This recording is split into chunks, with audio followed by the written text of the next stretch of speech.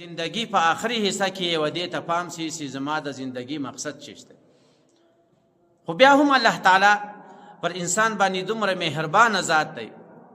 چې یو انسان اویا کاله ګناه وکړي له هغه وروسته هم الله تعالی ته پام سي و آخرت ته پام سي و قبر ته پام سي. یوه ترخه وشکه د الله تعالی په حضور کې راتو کې له سترګو څخه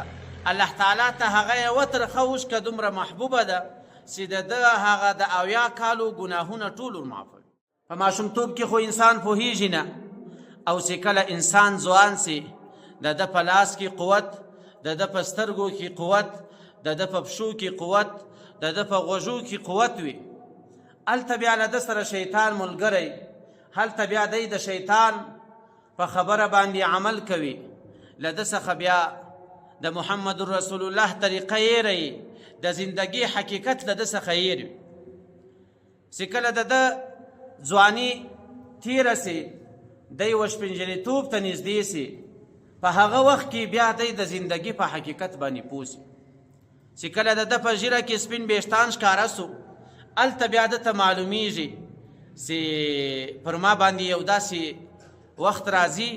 چې زه به تر دې خاورو لاندې کېږم. زندگی په آخري حصہ کې یوه دې ته پام سي چې زما د زندگی مقصد چیشته. خو بیا هم الله تعالی پر انسان باندې دومره مهربان ذات دی